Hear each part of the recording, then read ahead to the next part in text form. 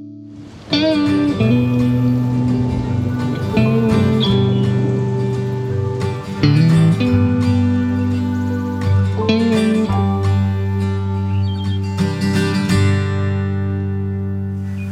ran into someone this morning after the first service who said, "Todd, you got quite a bit of gray on your face." And I said, before Dwayne left for the Holy Land, he said, "Gosh, Todd, I don't think you had any gray before you came here." It is so good to be with you this morning. It was the fall of 1984, and I had just turned 15 and was heading into my sophomore year of high school. My family home at life was a struggle, but I'd found a connection through music and drama and a friend group that was a few years older than I was, and they invited me into a church family connection as well.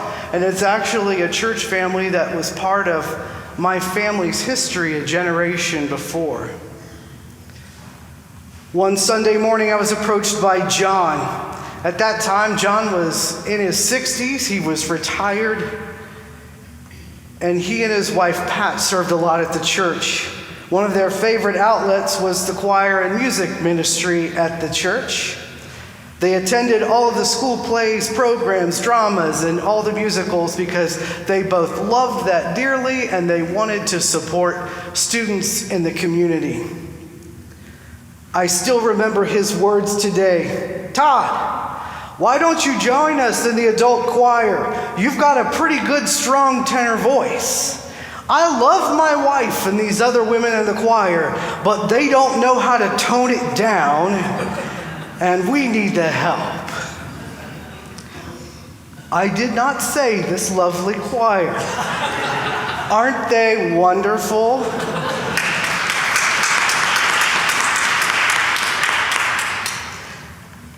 At that moment, I thought they needed me more than I needed them, which is what a normal 15-year-old would think. But I also was constantly on the lookout of ways to get out of the house and to be around other people. Looking back, what I know is in that moment of saying yes to this invitation, I was also saying yes to a community of people who would walk beside me, love me unconditionally, and support me through a few of the toughest years of my young life.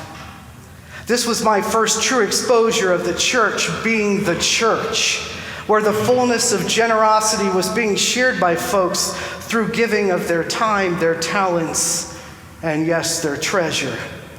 And what I know to be true is when a community of faith comes together and shares in that way, there is nothing that we can't do.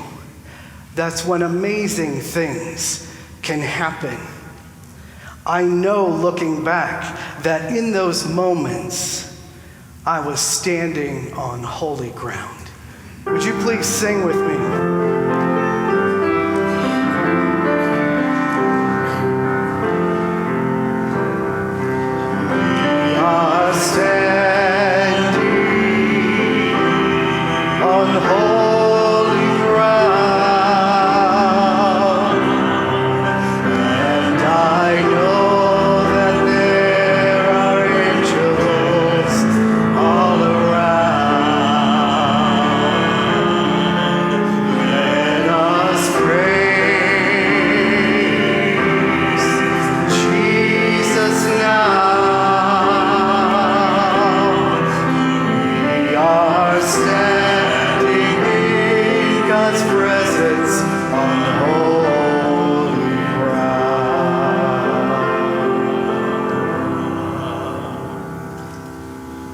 In Hebrew scriptures, tzedakah is the word generosity. It is a social practice that links giving to justice, whereby the pursuit of justice becomes something that one does. In Deuteronomy 16:20, it says, "Justice, justice shall you pursue." Helping others in need is not just simply a good act, but it's something that we are expected by God to do as part of our hearts. This idea of heart surgery, that as we look inside, we look at ways that we can move and breathe and live and give into other people. If we make it a part of our practice, it becomes part of who we are. It's a habit of the heart. Generosity has to do with both our being and how we behave in the world. Clement of Alexandria was a 2nd century leader in the Christian church, and in a sermon on money, he said, "Riches then, which benefit our neighbors, are not to be thrown away, for they are material possessions, and they lie in our hand, and are put under our power, as materials and instruments which are for good use." As a habit of the heart, generosity has to do with giving all that we have and all that we are. In my life, I turned 53 a few short months ago, and everyone I've ever met believes in something greater than themselves. They have a desire to belong to something that gives them hope and compassion. They long to become something greater than they are. And as we all know, we crave being loved, to be loved. What I know to be true is that when we engage in these authentic relationships with one another, where we give of ourselves with others, we end up finding the love, the hope, the joy, and the peace that we need to survive in this life, to help us through those times where we struggle with the trials and tribulations and the ebbs and flows that come, because when we're in authentic community and relationship, we have all that we need. In Christian scriptures, generosity is a word used to describe the character of God. God is kind and generous in the way God relates to humans. And we, as people of God, in turn, are to mirror that in the way that we interact with one another. The words kind and generous are used interchangeably in the Bible, and it's supposed to be for moral and decent, honest, gentle, benevolent, and open-hearted people. But 2 Corinthians 8:11 says, "So now finish the work you started. Then your doing will be equal to your wanting to do. Give from what you have." Generous people give from what they have because they intrinsically believe that what we give will help change the world. Leadership authors David Heenan and Warren Bennis are noted at sharing this quote: "Generosity is grounded in a profound understanding that we are all in this together. It is only in fruitful alliances with others that we can do great things." Like many people, I love nature's beauty and feel close to God in creation. But I also know that it can be a place that if we wander too far, we find loneliness and isolation. That's why we need to be invested in real community. For it is when we embrace one another through our giving of our gifts, that is when we come into the presence of God, that real, true presence. On this All Saints Sunday, when we pause and give thanks for all of the saints from our lives, we remember them not just for all that they did, but for all that they poured in to make us who we are. We stand on their shoulders because they gave so much to us. And in those memories that we treasure, it's those memories that come alive and make our hearts beat faster. It's in those moments that the real, true presence of God is moving in and through us. It was the winter of 2016. John was in his 90s and his wife Pat had passed away a few years earlier. His health was declining, but he was still sharp as a tack. I was visiting John at his nursing home residence where we would normally talk about the flower beds at the church because he and his wife worked on them for almost 40 years. He would ask, "Has those women in the choir toned it down yet?" He would ask about the house that he and Pat had and had built together. And there was a time after they moved into the nursing home where it became decrepit, but a young couple had come in, and whenever his kids would come, they would drive around and look at it, and it was absolutely beautiful. And he beamed that someone was taking care of it. And he would ask me about the Cincinnati Reds, and we would always be like, "Oh, there's next year."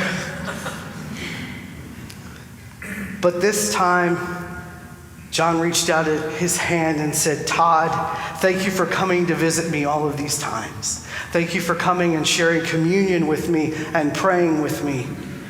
Thank you for all of it." And what I didn't know in that moment was in a few short weeks, I would preside at John's funeral, because at that moment in my life, I was John's pastor. As I squeezed John's hand and held back the tears, I replied, "No, John, thank you. Thank you for pouring yourself into a young boy who was struggling and searching, not sure what to do. Thank you for taking the time to love me unconditionally and share your time, your talent, and your treasures with me. For that is the real presence of God moving among us." John did amazing things for me. A young boy at 15 who was struggling, and that was one of the first times where I felt the presence of God pouring into me. And it's because of that, because of a factory worker who had a love for God, who had a love for music, who had a genuine love for people. Because he spoke into my life, and so many others did, it's helped make me who I am today. We don't always get to see things come full circle like that, do we? It's really rare, where our impact of giving makes a difference. But when we are involved in a loving faith community, where each of us is sharing our time, our talents, our treasure, the real presence of God comes alive and it moves among us. Would you please sing with me again? We are standing on holy ground, and I know that there are angels all around. Let us praise Jesus now. We are standing in God's presence on holy ground.